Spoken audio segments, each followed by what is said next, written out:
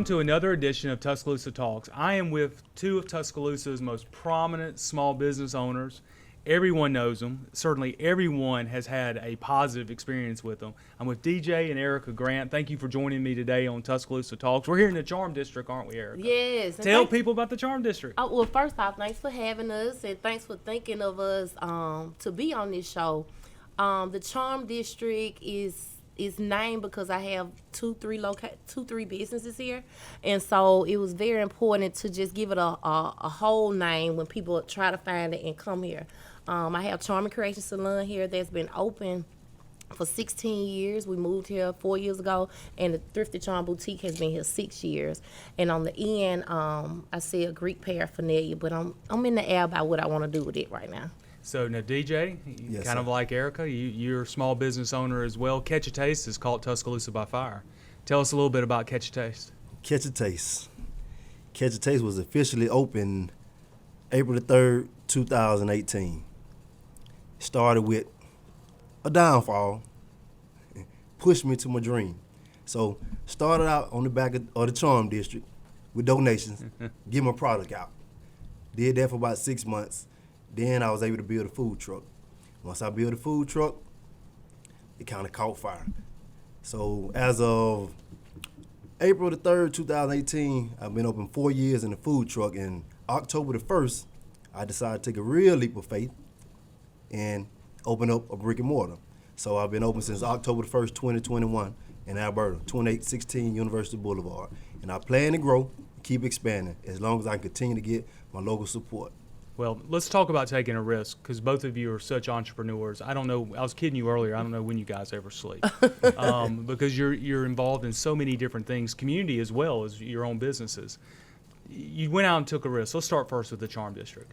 Okay. How scary was that for you to take a risk? Oh my God. Well, the first risk was in 2006. We actually went dead broke. $49 between me and him. 2 mortgages, 2 car notes, 3 children, newborn. We had nothing but us. And I thank you all the time, and Mr. Kip Tyne at the time. You barely knew me. I knew Kip here and there, but I had to go through, getting opened up with the city. It was very scary. Had to go through TDOT, special acceptance, to get my old salon rezoned, plumbing. It was just crazy. It had nothing to do with hair. It was the logistics of it. And it was very scary, and I wanted to stop, and give up. But we kept moving, and opened up April 1st, 2006, and we was rolling ever since. And then, of course, like you said, we serial entrepreneurs, so we tried things. I like that, serial entrepreneur. Serial entrepreneur. So we tried a couple things, and we was on top, and we lost again, opening up another business. But now we're here, and we're, good. And it also got scary, and was a big eye-opener when the COVID year came.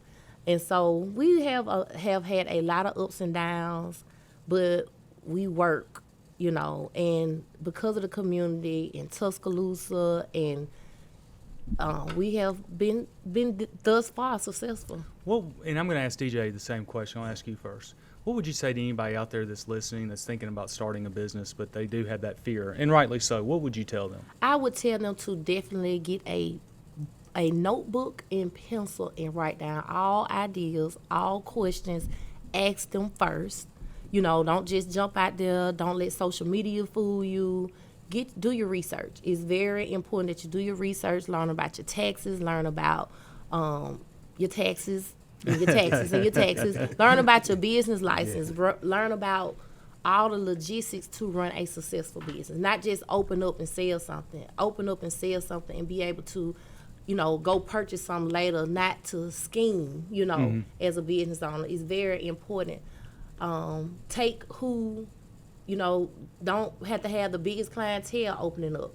Some better than none is what my father-in-law always told me. So if you got 5 clients, take them, embrace them, love them, and keep a good name, because it's very hard to build a name, but it's easy to tear it down. So that's my advice to any entrepreneur, to first do your research. DJ, you talk about taking risks. You went out there with your brick and mortar, as you were talking about earlier. Yes, sir. I had two things. Number one, how did you overcome that risk internally? And number two, what would you say to someone out there that maybe is worried about opening up their new business? Well, I'm going to tell you about me. I'm different from a lot of people. Risk, I'm not scared of. I have what's the words? Faith. I believe in myself. I believe I can do anything I want to do. Now, with that being said, I have had several businesses that I've been a part of. I wouldn't say that they failed, but they ran its course. Yeah. So I would tell you, before you jump out, I'm going to piggyback on what my wife said. Before you get out there, do your homework, do your research. Make sure you know all the ins and outs. Know there's going to be good days, going to be bad days, going to be some hard times, going to be some good times. But you got to be able to face adversity. You can't quit when things get cloudy, things get rough. The sun's going to shine again. You just got to be able to withstand the storm. You know, firsthand, 2011. Yeah. Yeah. Tore our whole city apart. We kept on, and look at it now. It's not back where it's going to be, but it's back. Yeah. And it's going to be better. So I just tell anybody who's inspiring to be a business owner, don't give up. Don't be scared. Just be cautious and know what you're getting into. Because it's a lot of days when you're self-employed, you work when you don't want to work. Oh, yeah. You have to go when you don't want to go. It's not like a job. When you go clock in, you're getting paid for it. Sometimes you may go weeks, months without getting paid when you're on your own business. Because you got to make sure you got payroll paid.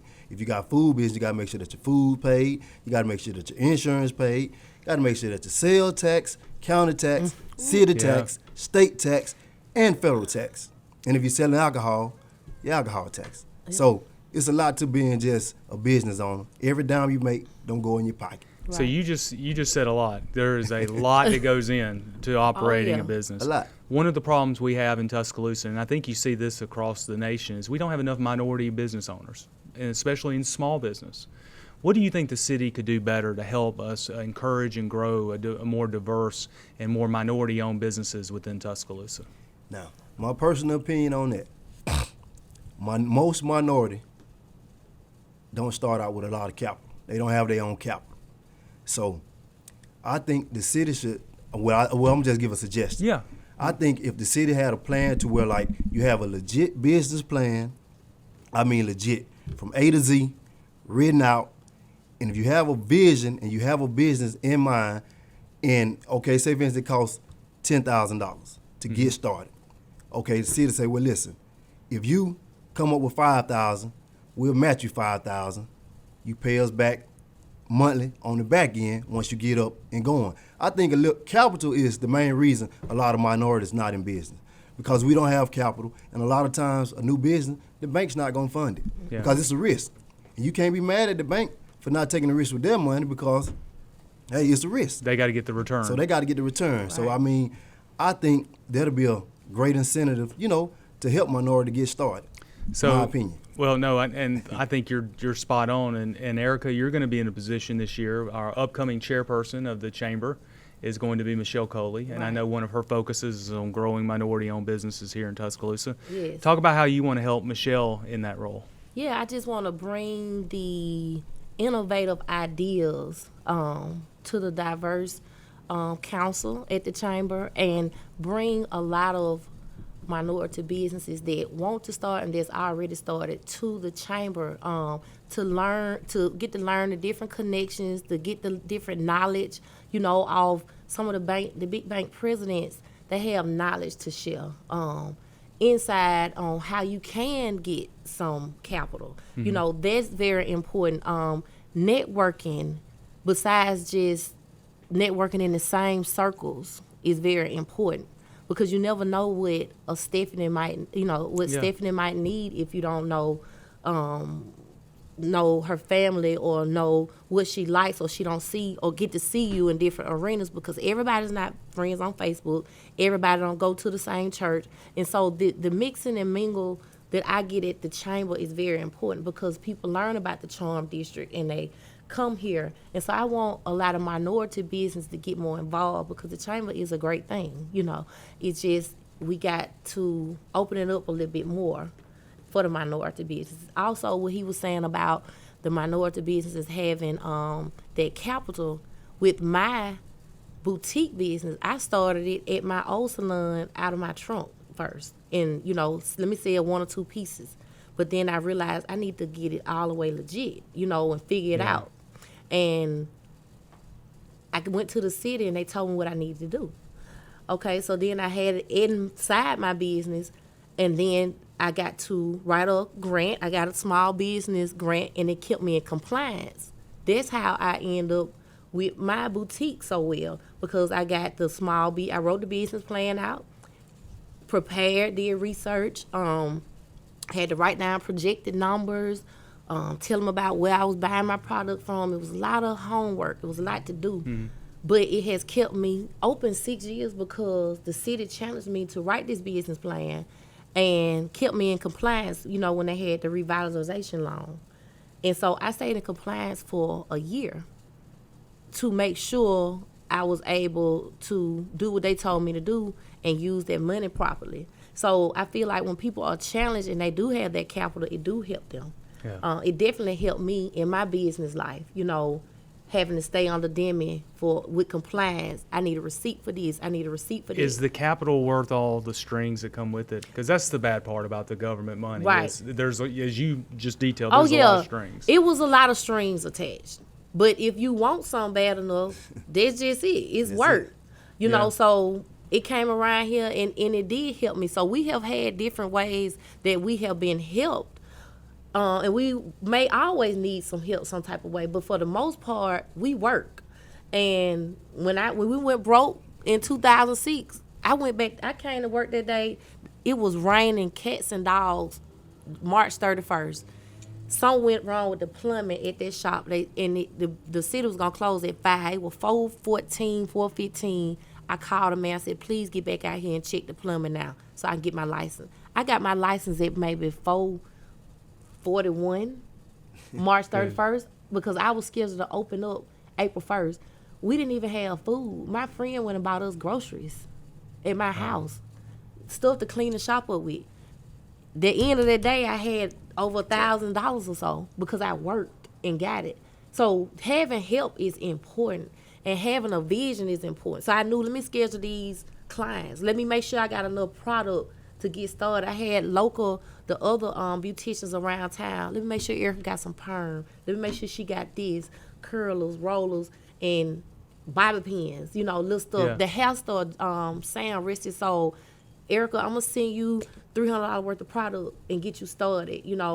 Making those connections was important. So I'm a big believer in connections.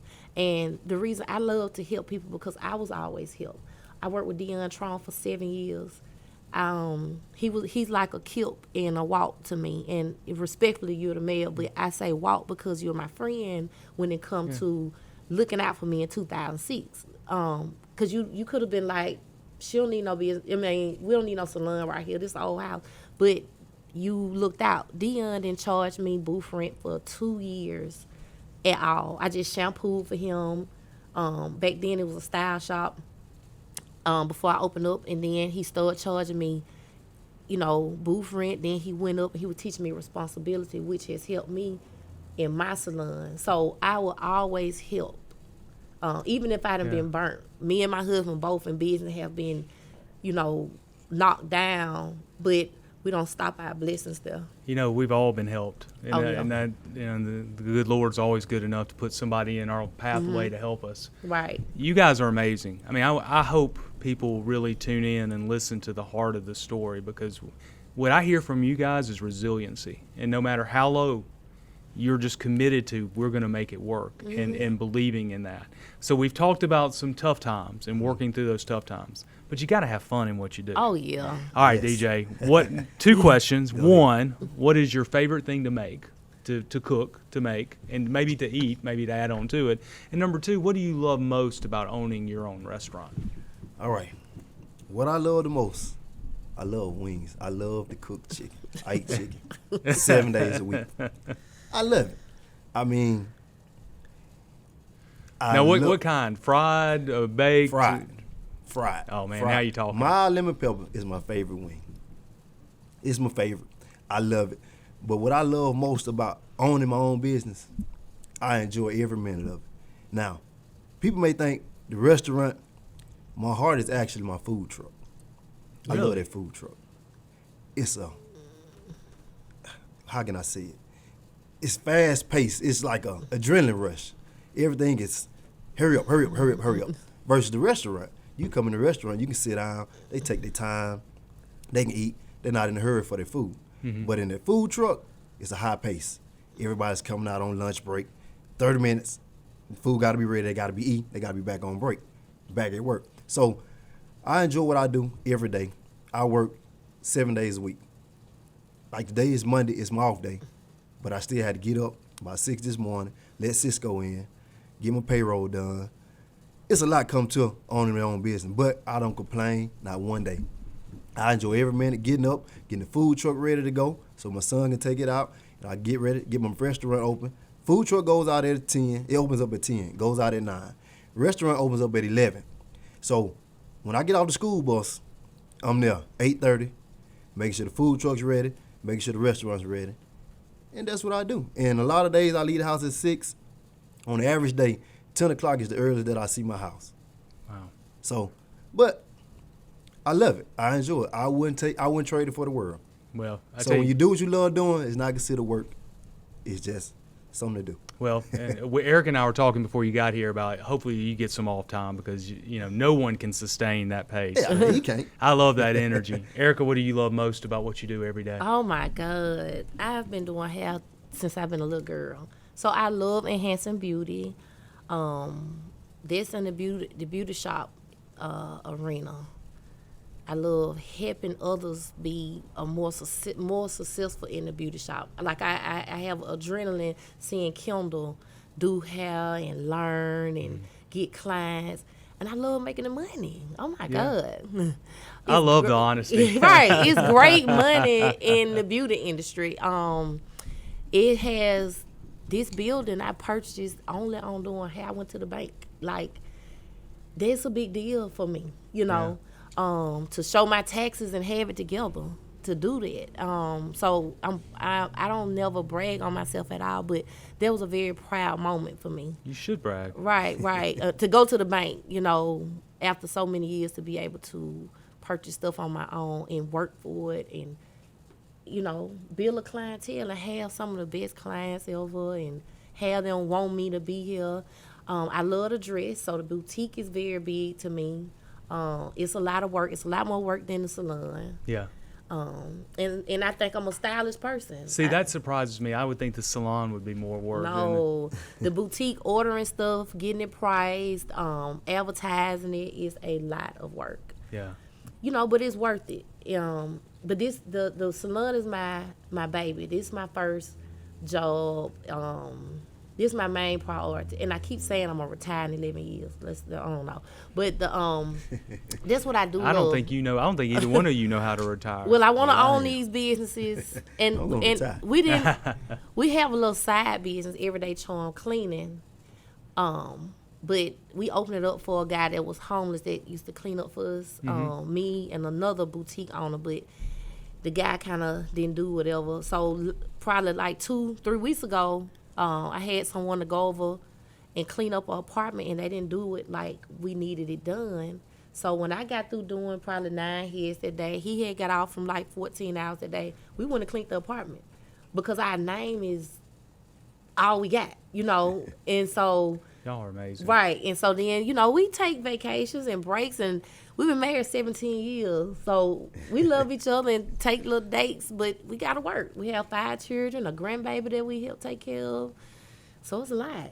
But you know what? I sit here and go, you guys are the American dream. You work hard. You've invested. You pay taxes. You give back to the community. Tuscaloosa is so lucky to have you. And we were going to try to talk about school board, but we've run out of time. We ran out of time. We ran out, but we'll come back to that. But I want you to know I am honored to serve as your mayor and to work for you every day. And I know you work hard to pay taxes. I mean, just listening to you, I understand. yeah. And we at the city will continue to do our best to make certain we invest your hard-earned tax dollars wisely and hopefully in a way that helps you continue to be successful. And real quick, having a class to the minorities from someone at the city to tell them about coming out there paying taxes and stuff will be, awesome as well. And just a class every other month maybe will help, like, hey, this what you need, XYZ. Well, I know you don't need one more thing to do, but I mean, I'm I would sitting definitely and do sitting it. there thinking about this. Maybe we can partner with Michelle, the city, and the chamber. Right. But people who have actually been through it. I mean, it's one thing for somebody to get up there and say, "This is how you file your paperwork." Your stories are real. Oh, I mean, yeah. the people understand it. Yeah. Hands on, they understand it. Yeah. I think that's something you've given me an idea that I'm going to take back to City Hall, Yeah. and let's work together and let's figure it out. Yeah, anything for our community and to see other people's be successful All right. is important. Shameless plug time. If I Okay. want to go eat at Catch a Taste, when is it open, or when can I find the food truck? Tell people how they can connect with it. All right, Catch a Taste. 2816 University Boulevard East, Tuscaloosa, Alabama, 35404. We open Tuesday through Sunday, 11 a.m. to 2 p.m. Tuesday through Friday. Then we reopen from 5 to 9 Tuesday through Thursday. Friday nights a little longer. You go from 5 to 10. Saturday, 11 a.m., 10 p.m. Sunday, 1 p.m. to 7 p.m. And the food truck is open daily, 10 to 1, Monday through Friday, 11 to 6 on Saturdays, and 1 to 4 on Sundays. Where can you mostly find the food truck? What area? Food truck travels different places. So you can look us up on Facebook, Instagram, or Twitter. I have Yeah. it posted every Monday, the food truck schedule. Hey. You can't miss us. And that's where you get your adrenaline rush. Yeah. That's it. It's usually it's at Cash's Yeah, lot a Lanier. lot. Okay. Lanier, it's definitely Lanier at least once a week. So it's normally there on Saturdays and Sundays. Sometimes it'll be there this Wednesday. You can go to Catch a Taste and find your council member and talk to them about what's going on in That's your right. neighborhood. That's right. Now, how about here in the Charm District? In the Charm District, I am appointment only. I do hair only by appointment. I rarely take walk-ins, but if we do, they fall over into Kendall. So we do have someone here, and Whitney's here. Also, the boutique is open Thursday through Saturday. Thursday and Friday, 10 to 6. Saturday, 11 to 4. And if we need to come in, we'll definitely come in by appointment only. You can just give us a call. Okay. DJ went from barely having a job to he have 30 employees. So that's very important too to tell an entrepreneur. Yeah. Yeah. So we got a lot more story. We had to cram the Oh, thing I know. in. Yeah. and this is a story we really need to tell because I always believe people are inspired by other people's stories. Yeah. And this is a story we need to do a better job at the city, the chamber, really the entire community of telling. But yeah. you have been inspiring to me, and I am certainly going to tell this story. And I can't tell you how proud I am of both of you. I'm not surprised because you're incredibly hard workers, but I'm just so proud, so proud, and proud to work for you too every single day. Yeah. Appreciate you too. Walt. Well, I appreciate you guys. This has been another edition of Tuscaloosa Talks.